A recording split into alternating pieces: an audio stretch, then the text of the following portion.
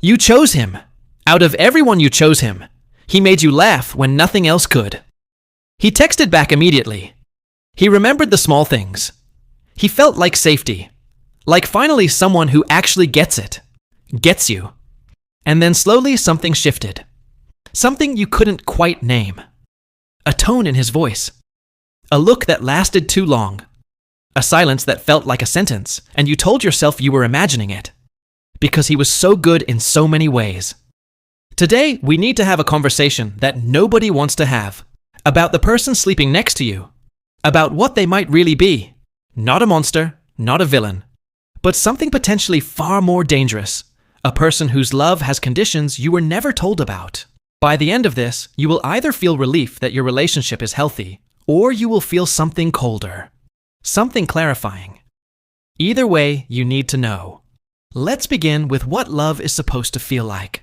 Because we need a baseline before we can identify the deviation. Real love, healthy love, feels like expansion.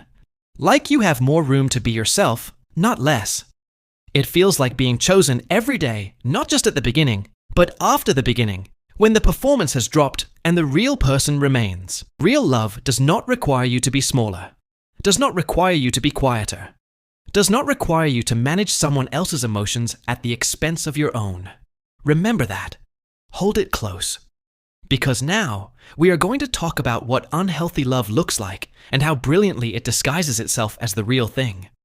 The terrifying boyfriend doesn't announce himself. He never says, "I will slowly control your life." He says, "I just love you so much. I just worry about you. I just want what's best for you." And in the beginning, those words feel like a gift, like evidence of depth, like proof he is serious. Love bombing. That is the clinical term for what the most dangerous boyfriends do in the earliest stages. Love bombing is not a sudden explosion of affection.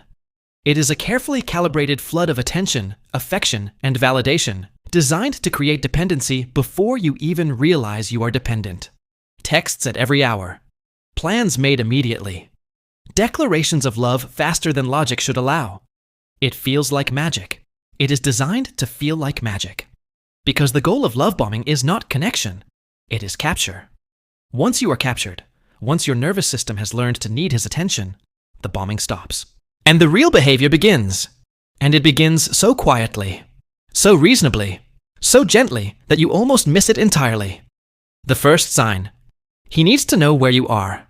Always. Not occasionally. Always. And he frames it as love. He says, "I just need to know you're safe. I just get anxious when I don't hear from you." And you believe him. Because it sounds like love.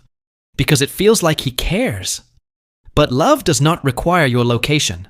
Trust does not require surveillance. The second sign, your friendships begin to shrink. Not because he forbids your friendships. He is far too intelligent for that. Instead, he makes subtle comments. Your friend is toxic. Your friend doesn't respect you. I just don't trust the way they treat you. And because he phrases it as concern as protection, it sounds like wisdom. But isolation is not protection. Isolation is preparation.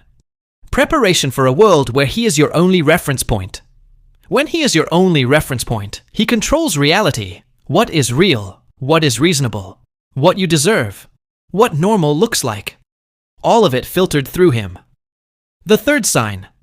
Your emotions become a problem to be managed rather than a reality to be shared. You are upset about something. You bring it to him. And he does not hold your upset. He corrects it. You're overreacting. You're too sensitive. You always do this. You always make things bigger than they are. And you begin to doubt yourself. Not because he is right, but because he is so consistent, so certain, so calm when you are not. His calmness becomes evidence of your unreasonableness. His composure becomes the standard you measure yourself against and always fall short of. This is called gaslighting. And it does not always come with raised voices and slammed doors. The most sophisticated form of gaslighting is quiet. Delivered with a gentle voice and a concerned expression, it says, "I'm not trying to hurt you. I'm trying to help you see clearly." And you reach for that candle. Because in the dark, any light feels like rescue. What you don't realize is that he dimmed the lights in the first place. The fourth sign, he has two versions, the private version, and the public version.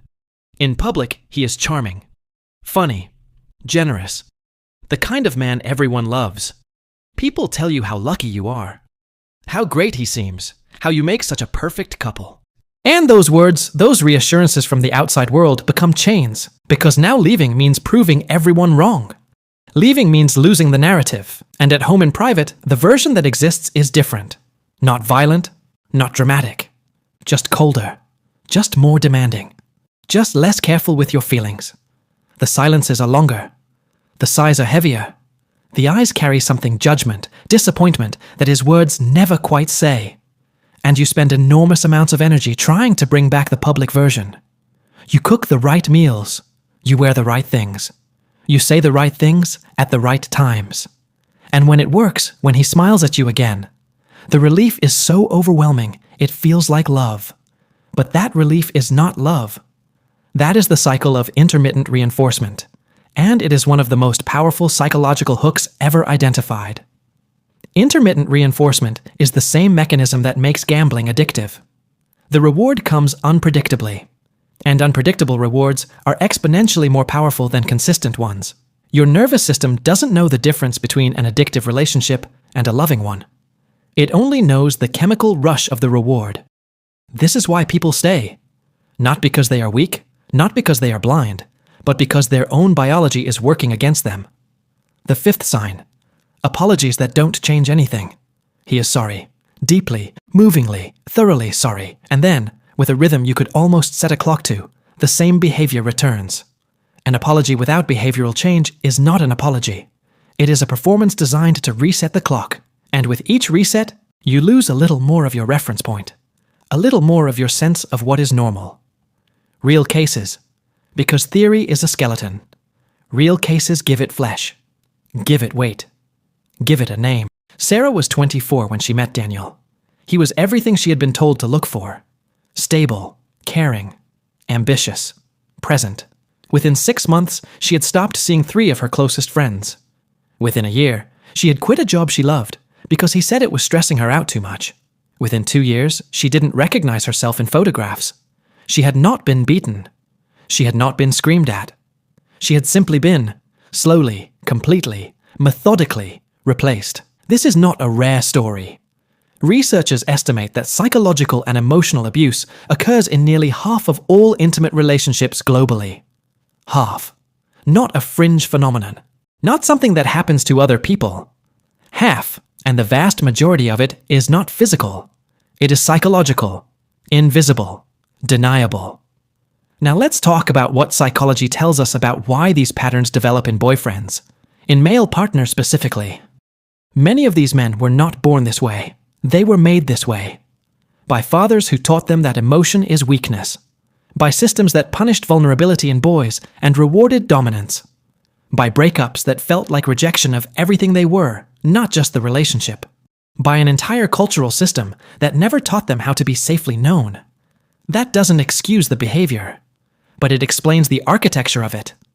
And understanding the architecture is how you navigate it safely.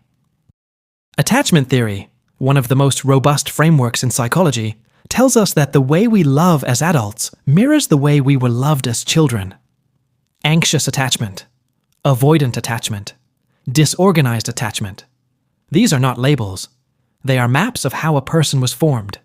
And an avoidantly attached man, a man who learned that closeness leads to pain, will build intimacy that keeps you always slightly too far away to ever truly arrive. You will feel always almost there, always on the verge of real connection, never quite landing, and you will work harder and harder to close that gap. Because the almost connection is more addictive than rejection. Now, the sixth sign, and the one that most people discover last, far too late. He has made you afraid of your own perceptions. You no longer trust what you feel. You no longer trust what you remember. You no longer trust your own version of events. You fact-check yourself before you speak. You prepare your case before raising a concern. You apologize for having feelings. That is not a relationship. That is a trial you never stop being on. Let's talk about what recovery looks like. Because this is not a video only about destruction. It is about recognition. And what comes after recognition, The first step is the hardest. It is simply this: believing what you feel, not analyzing it, not qualifying it, not asking if you have the right to feel it, just believing it. Second step: name it, out loud, to yourself or to someone safe. The moment you name something, it loses some of its power over you. Because nameless things live in the body as pure feeling. Named things can be examined. Examined things can be changed. Third step: reconnect with what you lost. Not dramatically, not all at once. Call one person. Have one honest conversation. Take one step back toward the self that was there before he arrived. And fourth, know that leaving, when you need to leave, is not failure. It is not weakness. It is not giving up. Leaving something that is diminishing you is the most courageous act of self-recognition available to a human being. Now, let's close with the truth that this entire video has been building toward. The terrifying boyfriend is not always the one who hits, not always the one who screams, not always the one who leaves visible marks.